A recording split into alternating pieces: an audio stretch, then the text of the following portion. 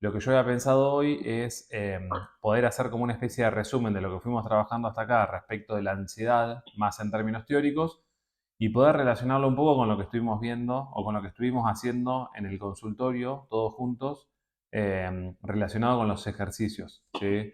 Los ejercicios para la ansiedad son fundamentales.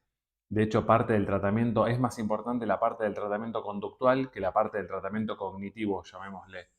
Porque, como lo dije muchas veces, es la posibilidad, volver a hacer cosas o empezar a hacer cosas, es la posibilidad que nos da el ejercicio en sí, de poder demostrarle a nuestra mente de que la ansiedad no es peligrosa. ¿Sí? Cuando uno tiene ansiedad elevada, por lo general lo que empieza a hacer es asociar la ansiedad a a algo relacionado con el peligro o con algún escenario, con algún desencadenante dramático o drástico, ¿no? Nos empezamos a imaginar que la ansiedad nos va a llevar a cosas extremas, a volvernos locos, a perder el control, a morirnos, a tener un ataque cardíaco, o dependiendo después de cada tipo de ansiedad, pero muchas veces a pensar que la gente se está dando cuenta de que estamos teniendo ansiedad, ¿sí?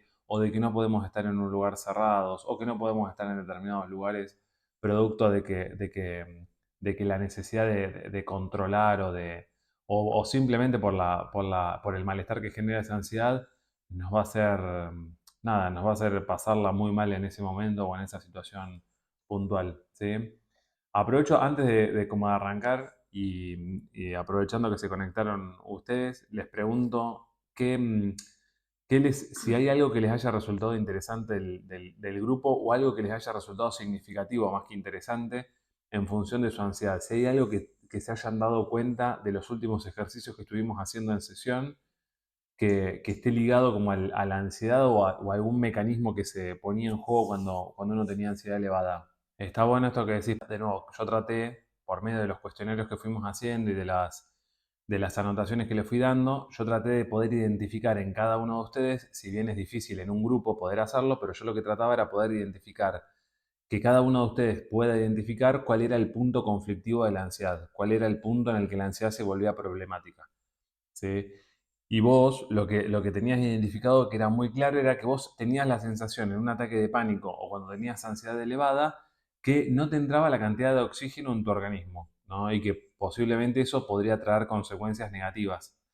Y por medio del ejercicio que hicimos, la última, no la anteúltima vez, ¿no? Como de generar de interrumpir el flujo normal de respiración, poder corroborar y poder comprobar por ese medio de que no pasa nada si entra si entra menos aire, ¿no? Por medio del producto de la respiración del que suponemos que necesitamos, ¿no? Entonces, esos ejercicios lo que generan es justamente eso, es poder brindarle a la mente, al cerebro, la información de que en realidad esa es una premisa falacia, ¿no? A partir de la cual uno se empieza a preocupar y se empieza a enroscar, ¿no? Como que la mente primitiva empieza como a funcionar de una manera determinada y eso al mismo tiempo desencadena ansiedad producto de la defensa que esta mente primitiva hace. Buenísimo esto que hayas ido y que te hayas expuesto a una situación donde posiblemente en otro contexto o en otro momento te haya desencadenado mucha ansiedad y uno posiblemente tenga la tendencia, ¿no? Uno tienda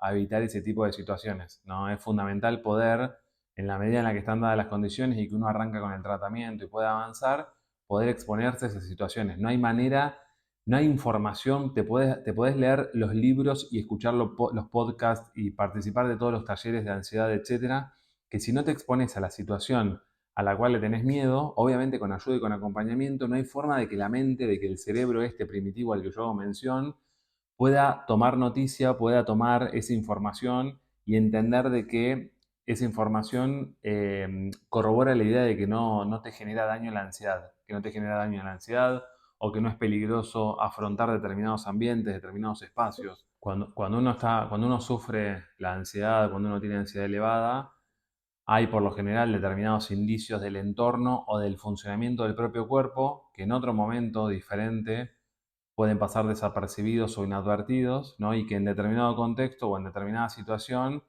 hacen que nosotros le pongamos mucha más atención, pongamos mucho más foco en cómo funciona nuestro cuerpo, ¿sí? Esto puede estar relacionado con situaciones de vulnerabilidad producto de cuestiones externas, por ejemplo, determinadas fechas, o situaciones de vulnerabilidad producto de determinado proceso que uno está atravesando, como por ejemplo, no sé, una enfermedad determinada, una gripe, ¿no? Cuando estamos con gripe, cuando tenemos dolor de garganta, etcétera, eso hace inevitablemente que uno le preste más atención al funcionamiento del cuerpo. Pero también cuando estamos vulnerables, producto de que, no sé, nos tenemos que mudar y eso nos estresa demasiado, también estamos más vulnerables y eso hace que le prestemos más atención a cómo funcionamos o que tengamos mayor registro de cómo está operando nuestro cuerpo. Y en cuanto le prestamos atención a determinadas cosas, a determinado funcionamiento de nuestro cuerpo, de nuestro organismo, como es algo poco habitual, uno vive la vida sin detenerse demasiado en prestarle atención a cómo están los latidos de nuestro corazón y qué tan frecuente es la respiración que estamos llevando a cabo. Como uno no le presta atención, porque estos son fenómenos y procesos que tenemos automatizados, en cuanto nos detenemos a hacer foco en esto, posiblemente encontremos algo anómalo, que en realidad no es anómalo, sino que tiene que ver con la experiencia novedosa de prestarle atención a algo que no le estamos prestando atención. Cuando estábamos en una de las sesiones haciendo un ejercicio de respiración, claro, el mero hecho de estar meditando o de estar haciendo un ejercicio de respiración y de prestar la atención a la respiración y al flujo de cómo entra y sale el aire por las fosas nasales, claro, es una situación anómala, es una situación poco típica, excepto que estemos con cierto entrenamiento en la meditación. Entonces, es muy fácil, si se quiere, o están dadas las condiciones para que nuestra mente identifique eso como peligroso. ¿Lo peligroso qué es? Y bueno, que estamos respirando. Claro, lo peligroso tiene que ver con la novedad, es la forma que tiene nuestra mente de interpretar esa situación como novedosa. Recuerden que nosotros tenemos una mente que es muy primitiva, una mente que es muy primitiva en términos evolutivos. Es una mente que fue creada para sobrevivir, básicamente, no fue creada para nada, para tener que lidiar con las cosas que lidiamos en la actualidad. Y esta mente primitiva identifica con mucha facilidad las situaciones de peligro, ¿sí? Las situaciones de peligro que ponen en jaque nuestra vida, nuestra integridad, hasta incluso podría decir la integridad de nuestra descendencia, y ante la mínima duda activa todo un mecanismo de respuesta tendiente a la supervivencia. Ante la mínima duda, la mente se activa y desencadena respuestas tendientes a la supervivencia. Y para la mente es tan importante la supervivencia que es más importante tal vez llevar a cabo una reacción innecesaria, ¿sí? Que quedarse sin tener una respuesta que ponga en jaque nuestra vida. Ante la duda nuestra mente emite esa señal. Si nosotros pensamos que algo malo nos va a pasar, nuestra mente desencadena una respuesta de ansiedad incluso cuando nada malo nos va a pasar, incluso cuando no hay ningún tipo de evidencia para que nos pase algo malo. Ante la duda nuestra mente reacciona. Y la forma que tiene de reaccionar es emitiendo una respuesta de ansiedad, que es lo que nos prepara para la lucha o para la huida, ¿sí? Que nos prepara para poder pelear y sobrevivir o salir corriendo y sobrevivir. ¿Sí? Entender esto es fundamental, totalmente. No a veces es difícil de definir qué viene primero. Si nos sentimos raro y eso hace que tengamos pensamientos negativos, o si tenemos pensamientos negativos y eso hace que nos sentamos raros. ¿Sí? Pero bueno, definitivamente estas dos cosas están relacionadas. Algo sucede, algo pasa, y eso que sucede posiblemente haga que nuestra mente funcione en un modo negativo. ¿Por qué funciona en un modo negativo? Esto le pasa muchas veces a la gente que se asusta y que tiene ansiedad elevada, o que tiene alguna situación de pánico, ¿sí? O que se conecta, o que conecta con algún tipo de peligro. Es como que nuestra mente trae de forma muy rápida todas las posibilidades habidas y por haber en las que nos tengamos que enfrentar a situaciones negativas con el fin de poder estar mejor preparados para hacerle frente a esa situación negativa. Es como que nuestra mente ante la duda dice, che, este puede ser un escenario adverso, este puede ser un escenario peligroso, pero además de este pueden ser estos otros. Y ahí conectamos con mucha facilidad, con mucha información negativa.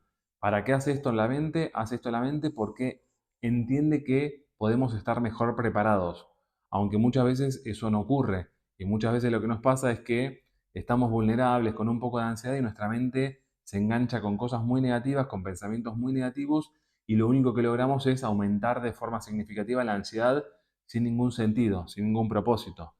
Poder entender esto es fundamental porque es la forma que tenemos de poder pararnos, detenernos, ¿sí? Entender que forma parte de un funcionamiento involuntario de nuestra mente, ¿sí? De que tiene que ver con una secuencia de tiempo, con una X cantidad de tiempo en el que esto va a suceder y después uno va a encontrar la calma de nuevo, pero no pelear con este mecanismo que es automático y que se activa solo es un buen comienzo, ¿sí? Es un buen comienzo para no aumentar más la preocupación y no aumentar más por ende la ansiedad.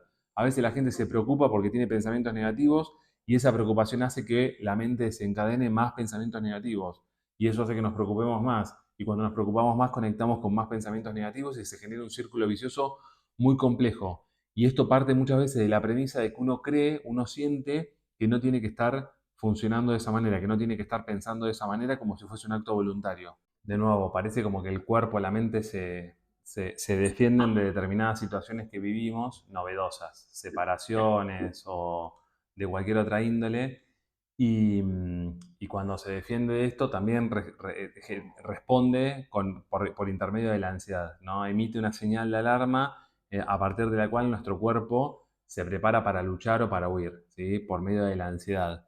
Y a veces no hay que luchar y no hay que huir, sin embargo este cerebro primitivo no lo codifica como tal, ¿no? Simplemente codifica lo peligroso de la situación que estamos viviendo y que es novedosa. Por ejemplo, una separación, una mudanza, ¿sí? Y hay también un proceso, porque uno podría decir, che, tenés ataque de pánico y estás sufriendo ataque de pánico, cuando en realidad estás sufriendo el duelo producto del cambio que se generó en tu vida, ¿sí? Producto de la circunstancia que se modificó. ¿Sí? No sé, me jubilé, me mudé, ¿no? Hay un proceso que es absolutamente esperable, en el cual estamos vulnerables y en el cual, de nuevo, nuestro cuerpo y nuestra mente reacciona a esa transición de una forma muy particular, ¿sí? Con lo cual, ojo, porque muchas veces escuchamos personas que dicen yo sufro de ataques de pánico cuando en realidad lo que están sufriendo es un proceso de duelo o están atravesando una crisis vital a partir de la cual se encuentran en un escenario novedoso, en una situación poco típica, ¿no? En el medio de la cual o a partir de la cual la mente y el cuerpo tienen que acostumbrarse a ese nuevo escenario, ¿no? Y la estrategia que estás comentando es correcta, es darle la oportunidad de nuevo al cuerpo y a la mente, al espíritu, para que se vuelva a acostumbrar a ese nuevo escenario, sea la soledad de la casa, sea una nueva relación, una nueva familia, una nueva pareja, un nuevo escenario cualquiera, ¿sí? Definitivamente. Y parte del proceso tiene que ver con esto, con no evitar las situaciones que nos generan miedo. Tampoco exponerse de una. Digo, si le empezás a tener miedo a la soledad porque te acabas de mudar, y bueno, sí, hay que darle tiempo y hay que ir acompañando ese proceso, pero no dejar de hacerlo. No, no es, hablábamos en algún momento de los bastones imaginarios que significaban como determinadas cuestiones, ¿no? Como esto de, no sé, tener la pastilla de Ribotril o tener como determinadas personas ahí de las cuales uno se aferra y no se despega por el mero hecho de sentir miedo en la medida en la que esta persona, este bastón, se aleje un poco. La clave es, respetando los tiempos y siendo cuidadoso, de volver de exponerse y de experimentar, de permitirse experimentar las situaciones a las cuales uno le tiene miedo, ¿sí? Relacionadas con la ansiedad o relacionadas con otros fenómenos. Estuviste con ansiedad durante la semana, ¿sentías como dificultades tal vez en las piernas, como algo algún indicio, digamos, de que podías perder el equilibrio, perder la estabilidad y que eso te iba a llevar a desmayarte? Y además conectaste como con dolores físicos, eso me decís, ¿no? Como que te empezaste a perseguir de nuevo, esta mente primitiva identifica algo del funcionamiento como peligroso, ¿no? Como que tu mente primitiva identifica que algo del funcionamiento de tu cuerpo es peligroso e identifica como riesgoso también esto de la falta la pérdida de tonicidad muscular en las piernas, ¿no? Y esta sensación como de que vas a perder el equilibrio y que te vas a desmayar. ¿Se acuerdan que habíamos hablado de que muchas veces cuando uno tiene ansiedad, lo que sucede es que efectivamente se nos baja la presión? Esto a veces cuesta poder entenderlo porque suena como muy artificial, ¿no? O es poco pragmático, pero responde justamente a la evolución y responde al cuerpo primitivo que tenemos. Yo describía muchas veces las situaciones de ansiedad se desencadenan frente a la amenaza de un depredador, ¿no? Esto está muy ligado a ese fenómeno. que lo compartimos con los mamíferos, con el resto de los mamíferos, frente a la amenaza de un depredador puede ser un león, ¿sí? Nosotros nos desmayamos con el objetivo de bajar el riesgo de morir desangrados. Parece una locura, pero es así como funciona nuestra mente. Y sentimos que justamente perdemos tonicidad muscular en las piernas y eso posiblemente haga que nos desmayemos o que tengamos la sensación de desmayarnos, producto de que cuando nos desmayamos y estamos en una posición horizontal tenemos menos chances de morirnos desangrado, ¿sí? Esto está muy ligado a ese fenómeno. Cuando empezamos a sentir ansiedad, nos empezamos a perseguir, empezamos a conectar con un montón de cuestiones negativas, le prestamos mucha atención al funcionamiento de nuestro cuerpo y estos síntomas, el síntoma este de que efectivamente se nos baje la presión y que nos desmayemos o de sentir falta de tonicidad muscular, está totalmente ligada con esta cuestión, con la cuestión de la supervivencia, ¿sí? Frente a la chance de morir desangrado, nos desmayamos o nos quedamos en una posición horizontal y de esa forma tenemos menos chance de desangrarnos justamente por una diferencia de presión, ¿sí? Entonces, bajamos mucho la presión, eso hace que nos desmayemos y que bajemos mucho la chance de morirnos desangrados. Y también, yo en algún momento lo comentaba, que los mamíferos, todos los mamíferos, comemos carne que estamos seguros que matamos nosotros, ¿sí? Que estamos seguros que matamos nosotros quiere decir que no comemos carne que murió, ¿sí? No comemos animales que hayan muerto y que desconozcamos las causas de muerte. ¿Por qué? Porque esos animales pudieron haber muerto producto de una enfermedad determinada y nosotros al desconocer eso y comer ese animal muerto, podemos contagiarnos de esa enfermedad y por ende también morir. La evolución fue muy sabia en este sentido. Entonces también frente a la situación de amenaza, nos desmayamos, ¿sí? Y sentimos esta sensación que vos estás describiendo de pérdida de estabilidad, justamente para simular que estamos muertos y de esa forma evitar que un depredador nos amenace, ¿sí? Que un depredador nos intente matar o nos quiera comer. ¿Sí? Suena muy loco, pero funciona de esa manera. Es el típico video que uno ve en las redes sociales de las personas que están caminando por la montaña y se encuentran con un oso y el oso no los ataca en la medida en la que ellos se quedan quietos. ¿Por qué? Porque el oso interpreta que puede estar muerto y que puede estar muerto producto de una causa desconocida. ¿Sí? Cuando los ejercicios que uno tiene que hacer cuando uno se le baja la presión es exponerse a esa sensación que es displacentera y tratar de hacer algún ejercicio tendiente a generar aumento de presión. ¿Sí? Uno de los ejercicios, por ejemplo, que se pueden hacer es cuando uno siente que tiene flojera, generar tensión muscular. El ejercicio contrario al de la relajación. ¿Sí? Esto le pasa, por ejemplo, a muchas personas que sienten que se les baja la presión porque tienen fobia a la sangre. Cuando ven sangre se les baja la presión. El objetivo evolutivo es el que acabo de describir. Uno de los ejercicios que se hacen es generar tensión, por ejemplo, presionar, generar tensión tensionando todos los grupos musculares juntos al mismo tiempo y de esa manera generar un aumento de la presión arterial, ¿sí? Cuando uno genera un aumento de la presión arterial, lo que hace es lograr que no se nos baje la presión o de no tener esa sensación de que vamos a perder el equilibrio producto de una baja tensión. ¿Se acuerdan que, de nuevo, para repasar un poco todos los temas que estuvimos viendo, ¿se acuerdan que en algún momento yo hablaba de la relación que guardan nuestras emociones respecto de la forma que tenemos de pensar? ¿Sí? Lo cual está absolutamente relacionado y está conectado de forma causal. Es decir, nosotros nos sentimos como nos sentimos en función de pensar como pensamos. ¿Sí? Obviamente uno lo que quiere hacer es dejar de sentirse mal, dejar de sentirse angustiado, panicoso, triste. Uno lo que tiene que entender es que esa emoción, ¿sí? Ese estado emocional depende directamente de cómo pensemos. Y muchas veces pensamos de determinada manera, nuestra mente piensa todo el tiempo y produce pensamientos, desencadena pensamientos de forma constante.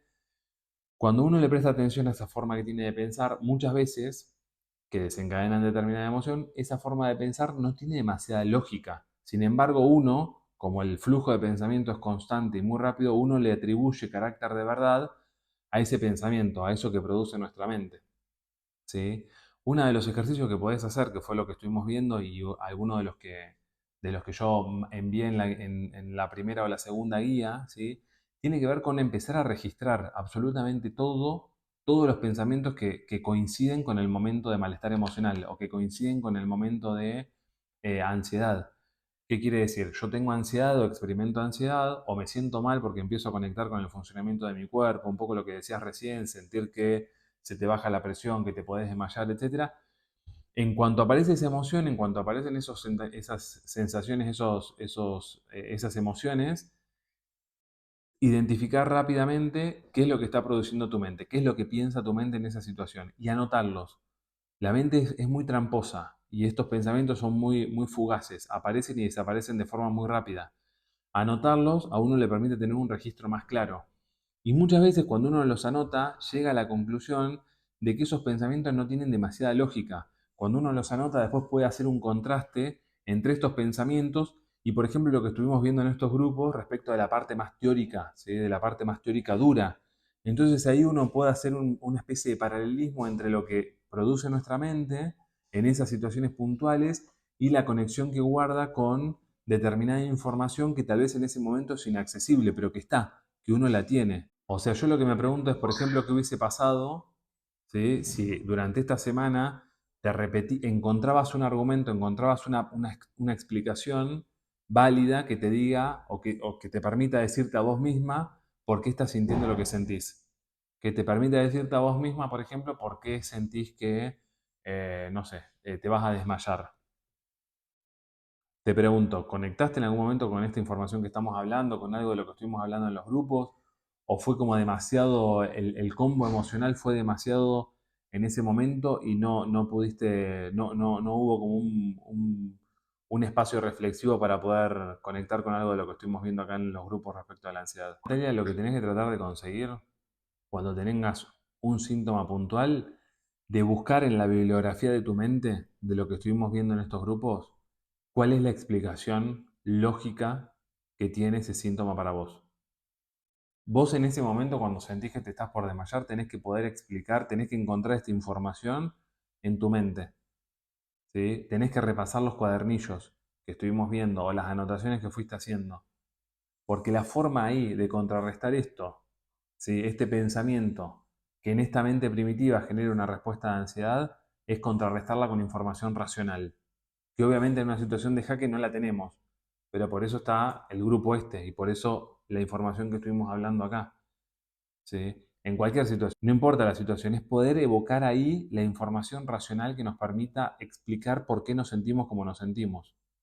Poder explicar por qué nuestra mente empieza a conectar de forma tan rápida con tantos escenarios críticos. ¿Sí? Esto es fundamental y es clave, porque es la forma que tenemos de desanclar, ¿sí? La parte que no controlamos de la ansiedad. Uno minimiza esta información y es la primera parte del tratamiento.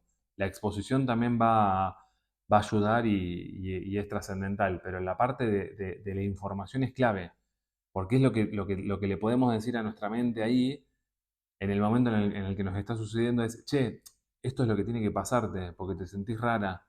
Y cuando uno se siente raro, conecta con toda esta información negativa. Y cuando uno se siente raro, el corazón empieza a funcionar un poco más rápido, porque tiene tal o cual objetivo, y uno tiene sudoración, y uno tiene visión borrosa, y uno tiene taquicardia, y las manos y los pies te transpiran, y tenés visión borrosa, y sentís que te podés desmayar o se te baja la presión. No, obvio que hay situaciones que son críticas, o sea, es muy difícil no tener ansiedad si tenés problema con tu hijo.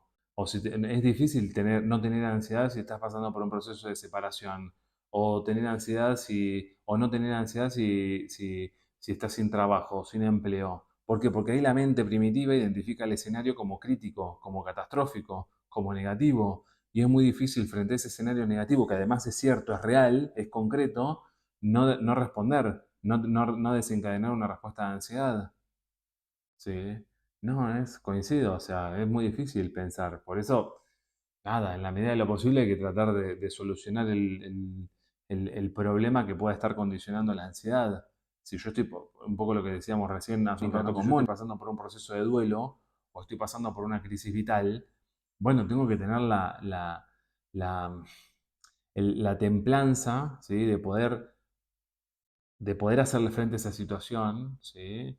y tratar de acompañarme en la medida en la que esa situación perdure, permanezca, y en la medida en la que algo de eso se vaya acomodando o vaya transcurriendo un tiempo trascendental, algo de la ansiedad va a ir bajando, pero sería muy difícil pensar que uno no tenga ansiedad. Bueno, uno tendría que estar muerto, ¿no? Para no tener ansiedad cuando estás en una situación crítica, por ejemplo, desempleado. El clima tampoco ayuda, ¿no? Digo, cuando uno analiza las variables también, que los días estén lluviosos, fríos, eso hace muchas veces que perdamos conexión social, que perdamos conexión con el medio ambiente, con la posibilidad de salir, ¿no? Con la naturaleza, pero no necesariamente con la naturaleza porque uno tenga que estar pisando el césped descalzos, ¿no?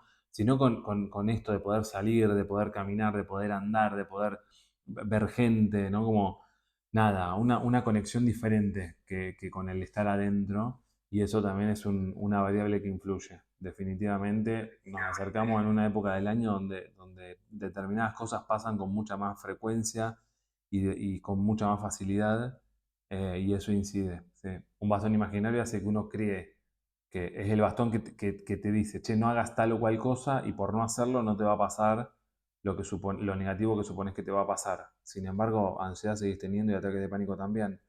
Con lo cual no es que te salva el hecho de no salir. ¿Sí? Y posiblemente te saque un montón de cuestiones que son muy positivas, que tienen que ver con lo que hablábamos recién, con poder salir, oxigenar la mente, conectarte con tus hijos por fuera de tu casa, ver gente, oxigenar, ¿no? Como cambiar el aire, cambiar el entorno. ¿Sí? Pero que puedas empezar a que tu mente tenga la oportunidad de asociar la seguridad con el hecho de estar fuera de tu casa. Vos tenés asociado en este momento que la seguridad está dentro de tu casa, ¿no? Y en la medida en la que estás dentro de tu casa te sentís segura. En cuanto salís, aparece la adversidad, aparece la posibilidad de peligro. Eso es lo que codifica tu mente. Y eso es un error, ¿sí? Eso es una asociación que no tiene sentido.